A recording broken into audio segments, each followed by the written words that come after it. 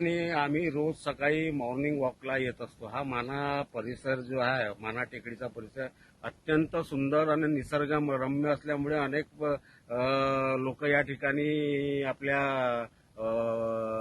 व्यायामासाठी वॉकिंग करायसाठी येतात. आता isakal.com आहे देशातील नंबर 1 ची मराठी न्यूज वेबसाईट. प्रत्येक अपडेटसाठी isakal.com ला नक्की भेट द्या.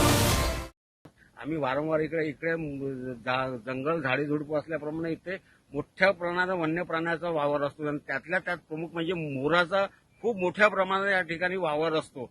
या संदर्भात आम्ही वारंवार आता इकडे नेहमी वॉकिंगला येत असताना आमच्या निदर्शनात असं आलं की काही संशयित लोक असे या ठिकाणी मोराची शिकार करतात असं आम्हाला कळलं. एकदा मी स्वतः प्रत्यक्ष त्या एकदा बघितलं होतं. त्या संदर्भात त्या थैलीमध्ये मोर घेऊन जाताना मी त्यांचा पाठलागही केला. ते टू व्हीलरवर पळून गेले आणि पळून ते गेल्यानंतर ते मला सापडले नाही. या संदर्भात मी मागच्या वेळेस निवेदन लिहिलं होतं. आदरणीय या जिल्ह्याचे माजी पालकमंत्री आदरणीय सुधीरभाऊ मुनगंटीवार यांना सुद्धा या संदर्भात निवेदन दिलं होतं. त्यांनी फॉरेस्ट आपले रामगडकर साहेब यांना या संदर्भात निवेदन दिलं. आता 1-1.5 महिन्या 2 महिन्याआधी या विभागाचे आमदार आदरणीय किशोरभाऊ मुनगंटीवार यांना निवेदन दिलं. वारंवार मी या एरियाचे आरएफओ डोंगरे नायगमकर साहेब त्यांचा नंबर नसल्यामुळे डोंगरे साहेबांचा नंबर घेतला. त्यांना वारंवार फोन केला, फोन उचलत नव्हते.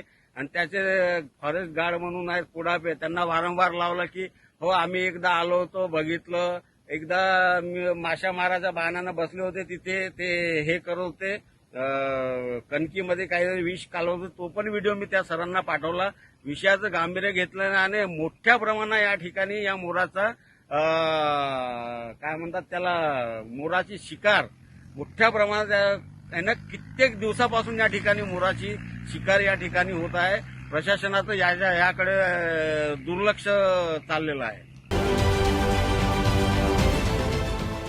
देश विदेशातील प्रत्येक घडामोडींचे लाईव्ह अपडेट मिळवण्यासाठी आता साम टीव्हीच्या सर्व सोशल मीडिया प्लॅटफॉर्मला लाईक, फॉलो आणि सबस्क्राईब करा.